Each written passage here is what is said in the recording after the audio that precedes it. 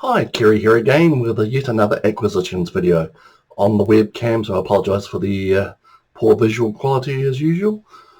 Now, I said I wasn't going to do another acquisitions video for quite some time. Well, things seem to have conspired against me. I got hold of 4 new books yesterday, the 19th of February 2021. First up, bought from online from the Artie B's bookshop in Wellington. Thought I better grab it before someone else did. It's Jimmy Corrigan, the Smartest Kid on Earth by Chris Ware.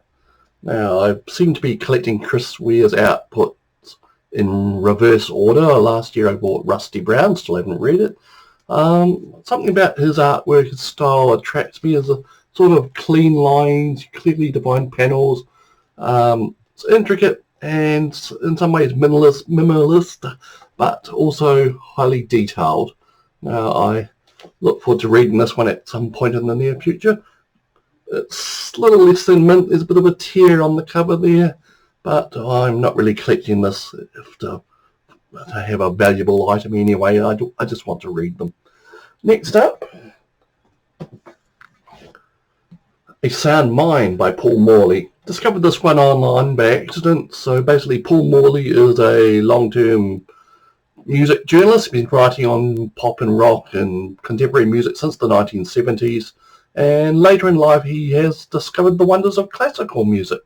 And he has written a book about his discovery and his theories about classical music. And he's written a bit of a potted history of it for us newbies to the subject. Like him, I've come to classical music, more of an appreciation of it in the last few years. Started listening to the local concert FM station to help me sleep at night, and I find myself now recognising lots of pieces.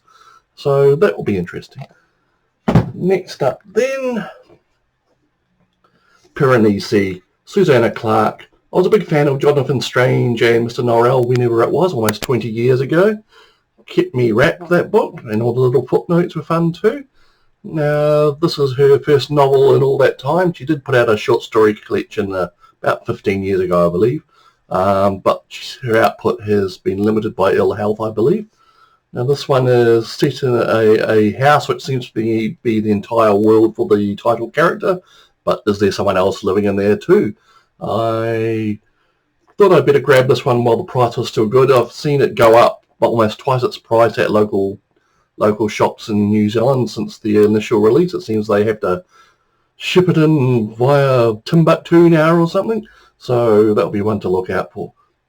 And lastly, these 2 volumes of Where the Footprints End. Now, I was attracted to these books by a few podcasts I've heard over the last 6 months or so by the authors. I've been guest pimping this book. And it's about Bigfoot.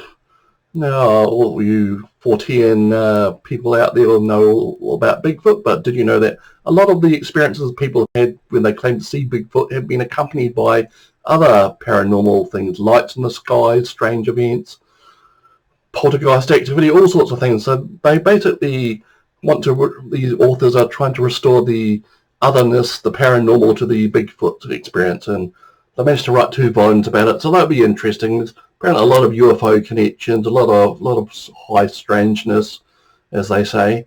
It'll be interesting to read. You know, I don't take it too seriously, this type of subject, but it's just a little mind bender, a little out there stuff to keep me entertained. Right, that's all, and I am currently reading nothing. I finished Scarred for Life a few days back, and I've just been catching up with magazines and journals since then. They do seem to mount up on me. In fact, I've just got through them all, and the new edition of the Empire magazine turned up, so here we go again. Okay, well, I hope you're having a great time, and I'll see you in the next video. Cheers.